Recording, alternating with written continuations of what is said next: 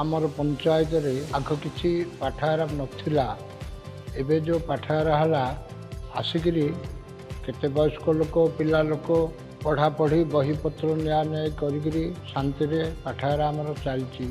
आज जो यही पाठागारटी माननीय मुख्यमंत्री नवीन बाबू कर कमल जो पाठागारटी सारू ग्राम द्वारा आमर सारू ग्रामवासी बहुत शिक्षित और उपकृत होती। आम स्कूल निकट में लाइब्रेरी थी आम बहुत उपकृत अनुभव करुचु। आमको जिते भी टाइम हुए आम समय नष्ट न करी पढ़ा को आसुचु। लाइब्रेरी पिला ठारू वृद्ध पर्यंत समस्त आवश्यकता सब प्रकार बही रही एटी पढ़ी समस्ते ज्ञान उपार्जन कर आसी रामायण भागवत सब पढ़ी खाई सारी आमको बहुत भल लगुच।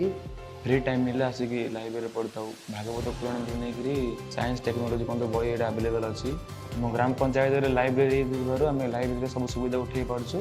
स्कूल कॉलेज सरला आम एठार आसी बहुत सहज भाव में पाठ पढ़ी पार्छु। जहाँ भी किसी बुझीपारनी ये टीवी लगी टीवी द्वारा आम सहज बुझीपार्छु।